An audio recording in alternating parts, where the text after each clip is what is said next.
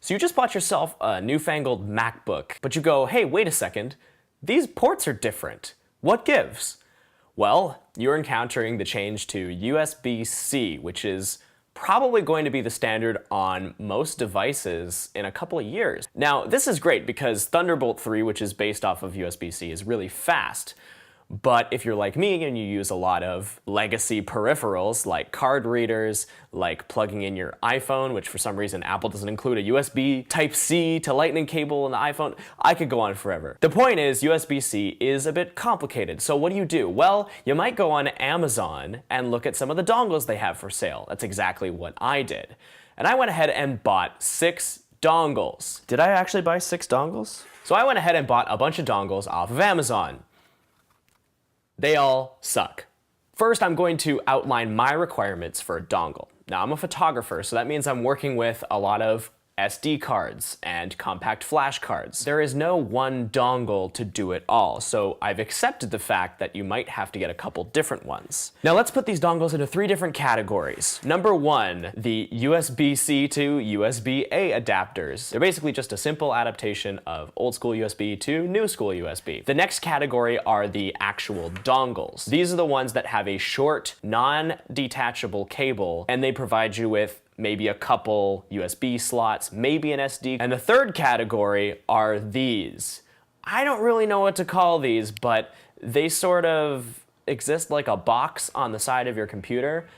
So let's go through them. We'll start with my least favorite, which is category number 3. I cannot at all recommend that you buy this type of dongle. If you own a dual or quad USB MacBook Pro, you can get the kind that has 2 USB-C plugs on the side of it, and these are okay.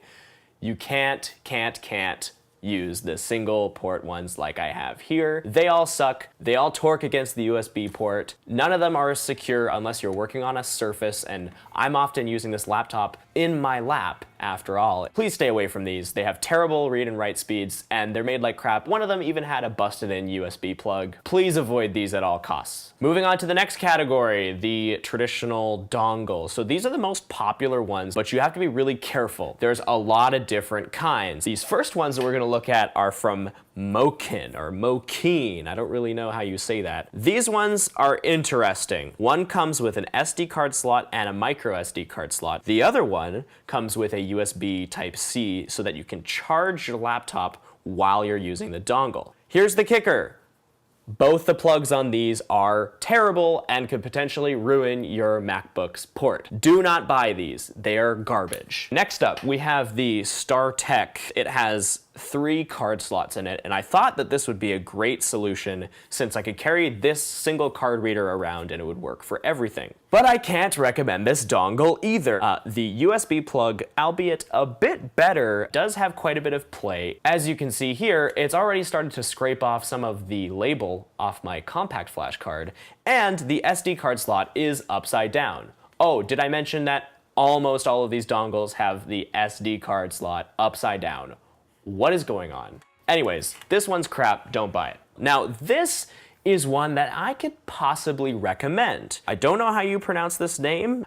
It's pretty plasticky, but it's nice and lightweight. I actually appreciate that. And it has an SD card reader. And guess what? The SD card reader has the SD card going in the correct way, which is nice. However, you'll quickly discover that the USB ports are the opposite. So no matter what, you can never have all of your stuff plugged in where you can actually plug it in the right way. Someone needs to figure this out. But if you can deal with that, and the plug, which is not really that bad, it has a little bit of play, but I would be willing to trust it, I might be able to recommend this dongle to you.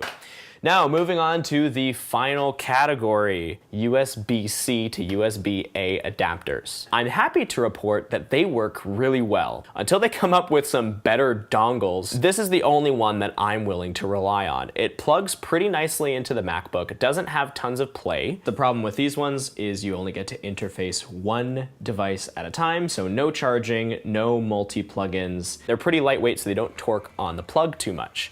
So moral of the story, don't buy your dongle on Amazon. I'm going to make a follow-up video once I get my hands on some more expensive dongles, and report back on my success there. If you like these videos, consider subscribing. I've got some more tech and photography related stuff coming to you on my YouTube channel. I really look forward to seeing you here again. Catch you in the next one.